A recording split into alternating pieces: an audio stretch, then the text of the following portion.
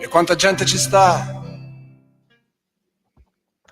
Buongiorno a tutti e bentornati a Liberamente, variazioni e scorribande qui su Radio Libertà.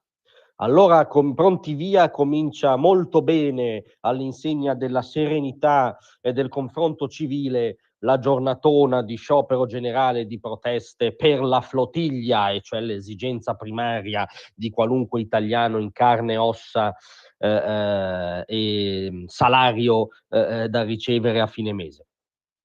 Salvini come Kirk è la scritta apparsa su una parete a Genova in Corso Europa in Bella Vista. Ricordiamo che nell'ultima tornata prima di oggi di quello che giustamente oggi Libero ha chiamato il circo Propal, l'ultima volta in cui le piazze italiane furono monopolizzate da questa follia ideologica, si vide la scritta Meloni come Kirk, oggi Salvini come Kirk, entrambe scritte prodotte da una mano singola o comunque da mani singole di gruppi singoli sbandati anzitutto mentali, sicuramente, ma il ritorno di questo refrain ci dimostra che non era vero che noi sbagliavamo a fare dell'omicidio politico di Charlie Kirk un simbolo dei nostri tempi che ci racconta qualcosa anche di noi, anche al di qua dell'Atlantico, perché ogni giorno che c'è la convocazione di una protesta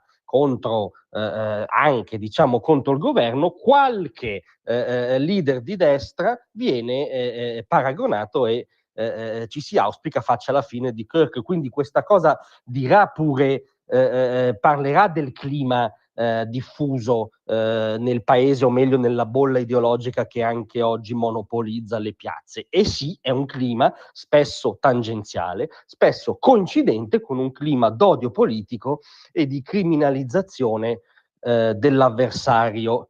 È un clima che ha alla radice molteplici cause, ovviamente. Parla di un'involuzione culturale della sinistra devastante, che si manifesta anche per bocca di suoi referenti, no? Delle suoi figure di riferimento principali. Cioè, per intenderci, quando il capo del principale sindacato italiano, che è un pezzo di storia della sinistra, anche politica, fuori di ipocrisia, Maurizio Landini, va in una trasmissione ieri sera a Piazza Pulita e accusa Salvini di fascismo, di essere un fascista, capite che appiccicare al tuo interlocutore barra avversario l'etichetta di fascista vuol dire demonizzarlo, spogliarlo della sua legittimità politica e, come dire, confermare magari le turbe di qualche psicopatico che poi può scrivere anche Salvini come Kirk.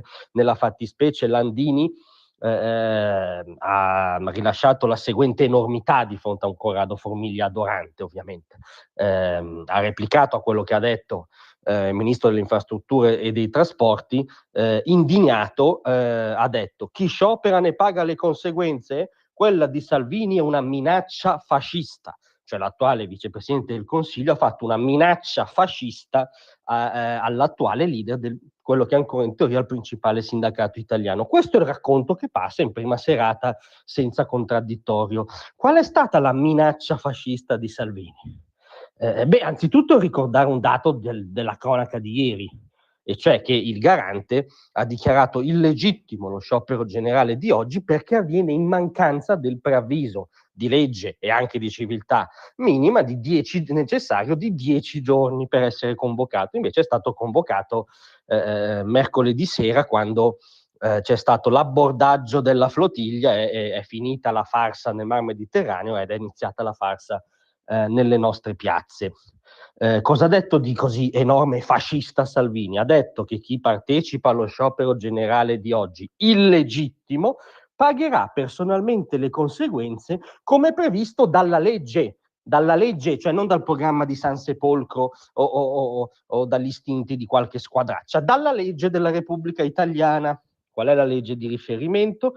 La legge 146/90, che prevede la possibilità di effettuare scioperi senza preavviso solo nei casi di astensione dal lavoro in difesa dell'ordine costituzionale. E Landini ci ha seriamente detto, senza, devo dire, un notevole, invidiabile sprezzo del ridicolo, che lo sciopero generale per la flottiglia è in difesa dell'ordine costituzionale. Ormai veramente vale tutto, siamo al dadaismo sindacale o pseudo sindacale. In ogni caso il garante non la pensa così. Questa legge prevede espressamente, in caso di sciopero illegittimo, sanzioni disciplinari proporzionate alla gravità dell'infrazione.